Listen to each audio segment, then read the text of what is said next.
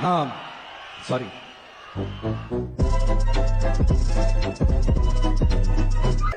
சொல்லுங்களா இன்னும் நம்பியார் காலத்து டெக்னிக் பயன்படுத்திட்டு இருக்கீங்க. தளபதி பேசி 4 மணி நேரம் கழிச்சு ஒரு பேப்பர் தூக்கிட்டு வந்து இந்த ஸ்கிரிப்ட் பேப்பர் மூஞ்சி முன்னாடி கொண்டு வந்து காட்டிட்டு இருக்கீங்க. இந்த மாதிரி ஒரு ஏ4 சீட் எடுத்து அதை டைப் பண்றதுக்கு 5 நிமிஷம் போதுண்டா. டேய் இதெல்லாம் நம்பியார் காலத்து டெக்னிக்டா. இன்னுமே உப்பு கொண்டு வாடிங்கடா. சரியா? அந்த ராஜா பேரோட சீராய்டு போனா பண்ணிருக்கான் பாரு, அவன்கிட்ட கேளு, நல்ல ஹனி அனுப்பிடுவான். இவங்களுக்கு ஹனி என்ன தெரியாதுல. சரி முந்த கலப்பீங்களா? நான் சொல்றேன், தேன் எடுத்துருவாங்க. சரியா? உப்பு தூக்கிட்டு வராதீங்க. இன்னும் உண்மையான ஸ்கிரிப்டா இருந்தா எப்படி இருக்குன்னு சொல்லவா? இந்த இப்ப பண்றான் பாரு, கேமரா சூப் போடுங்க. அழுடா டேய் அழுடானா என்னமோ வந்து பீ இருக்கு உட்கார்ந்து முக்கிற மாதிரி முக்கிட்டு இருக்கு. லூசு பையல, இன்னும் ஒரு சான்ஸ் தருவேன். ஒழுங்கா நடி. Okay next take. கேமரா பக்கத்துல வந்து அழுடா லூசு பையல. அழ மாட்டியாடா?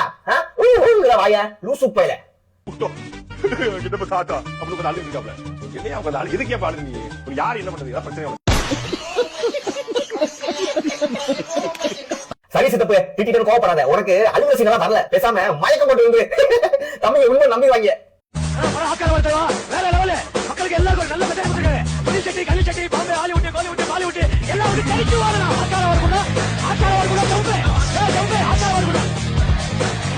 நான் பாலியல் தொழிலாளியாடா நான். டேய் ரொம்ப சோக் கேக்குது உனக்கு. பிள்ளைகளை ஏமாத்தி சாப்பிட்டு போறவன் இன்னைக்கு இல்லைனாலும் என்னைக்கு நோய் தாக்குற அபாயத்துல சுத்திட்டு இருக்கு. ரொம்ப மனசு ரொம்ப எனக்கு வந்து ஒண்ணுங்க. நீங்க கூட எனக்கு துணையா இருக்குது. பெரிய பெருமையா இருக்கு. ரொம்ப பெருமையா இருக்கு. எனக்கு ரொம்ப பெருமையா இருக்கு.